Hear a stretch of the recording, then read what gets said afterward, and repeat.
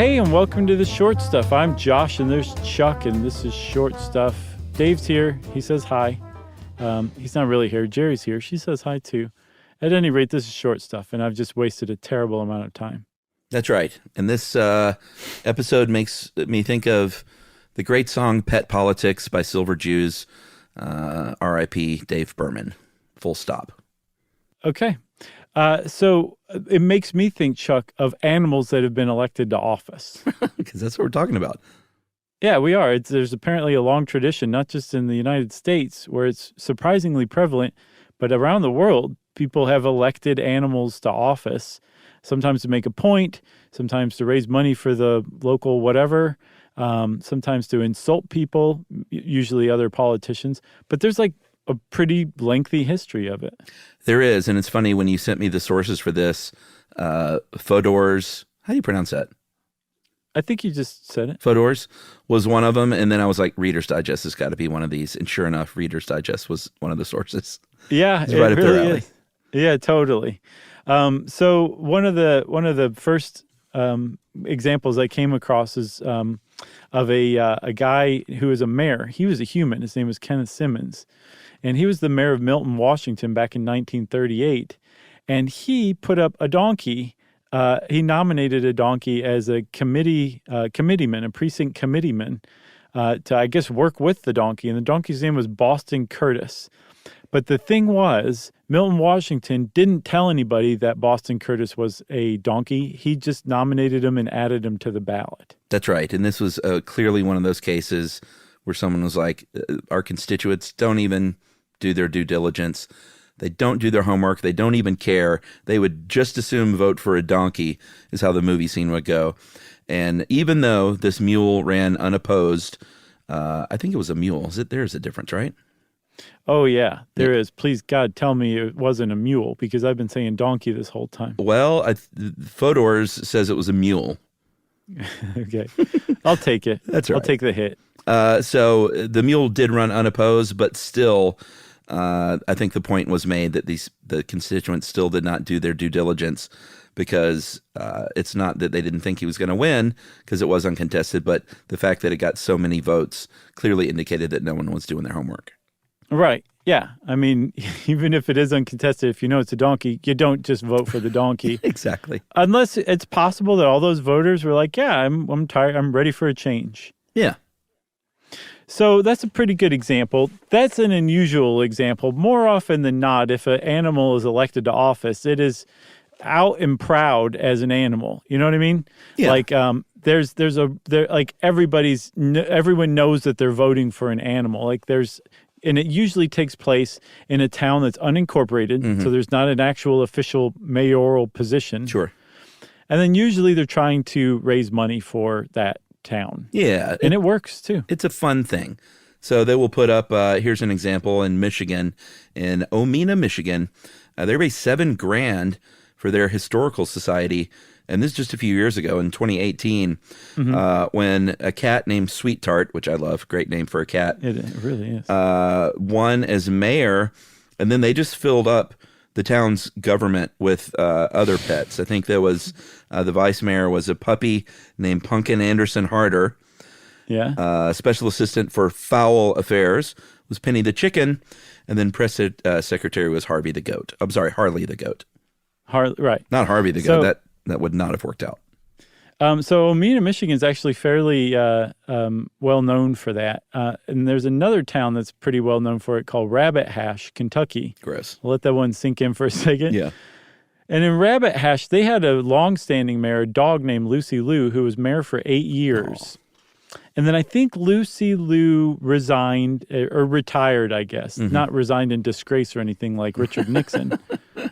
But instead said, I'm going to go, enjoy my retirement. And so Lucy Liu was succeeded by a dog named Bryneth Paltrow. And Bryneth, I found out, ran on a platform, Chuck, of restoring the general store. It's a pretty good platform in a town like Rabbit Hash. And then, quote, to bring the yokels of Rabbit Hash and beyond plenty of peace and love, end quote. I thought the platform you were going to say was that they ran on was cruising together. Right. Man, you just triggered me. Oh, I'm sorry. Thanks. Should we take a break and talk about more of this silliness afterward? I think so. All right, we'll be right back.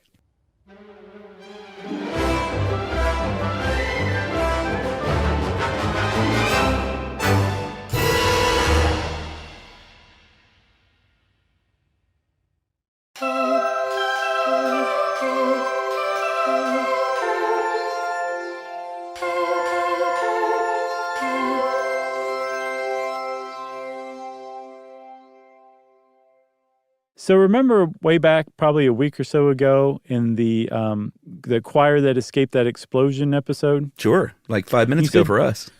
And you said that you were glad there wasn't some like dark part to the whole thing? Uh-huh.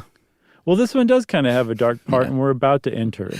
Yeah, this was, I believe you're probably talking about Lajitas, Texas. Yes. An unincorporated town, and they have another symbolic mayoral seat that they do for animals.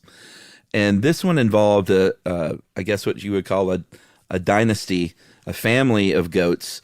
The first one was Clay Henry, not Henry Clay, right. Elected in 1986. And then Henry was, and this is all just like shameful, they fed Henry beer and it was like, look at that goat drink beer. And get like wasted drunk from accounts that I read. Yeah, it said like up to 35 beers in a single day, which you should not give an animal alcohol. This is all very shameful. Right. Yeah. And this animal, Clay Henry, lived at the general store there where it would lap up this beer and was succeeded by Clay Henry Jr., who it looks like killed Clay Henry Sr. Yes, allegedly they were both drunk and Clay Henry Jr. headbutted Clay Henry Sr. and killed him. Oh, my Lord. And then took over as mayor.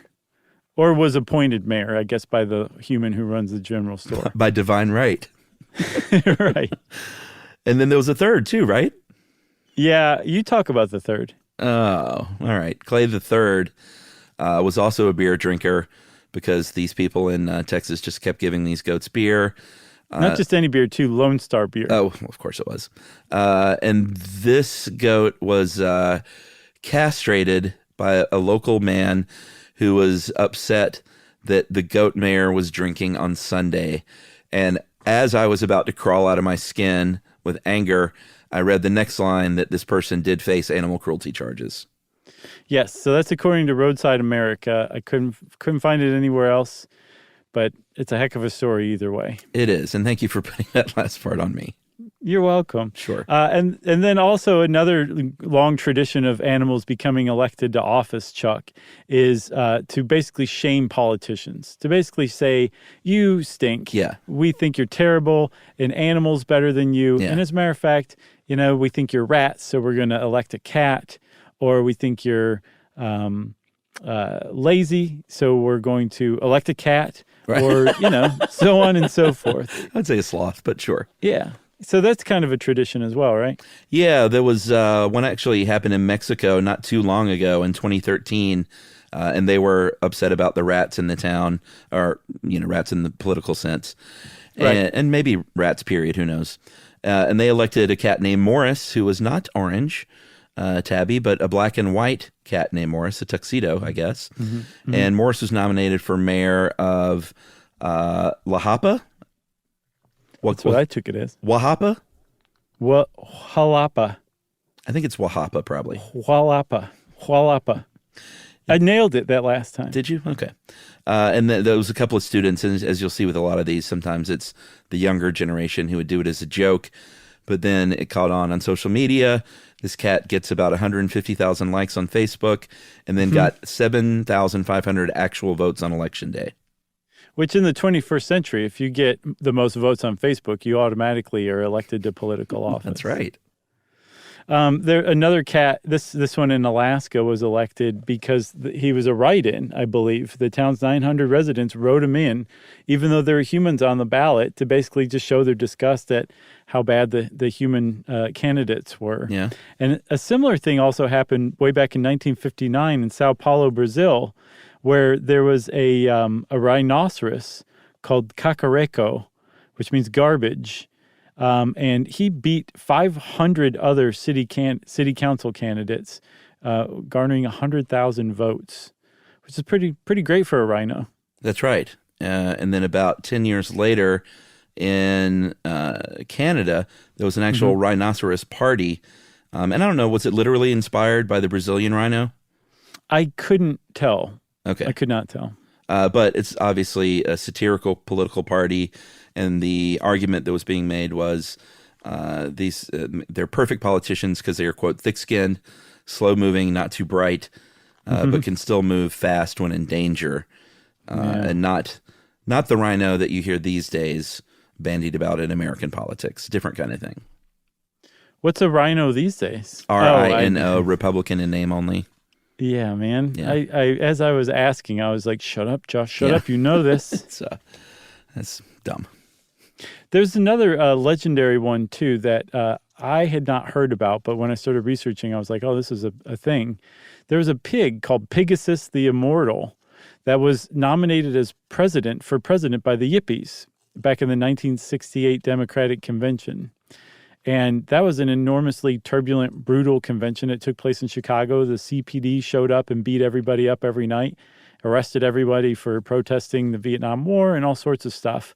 And the Yippies were the Youth International Party, co-founded by Abby Hoffman, and eventually became the Chicago 8 and then the Chicago 7. So that whole jam. And then Chicago the band. That's right. And then just Peter Cetera. Right.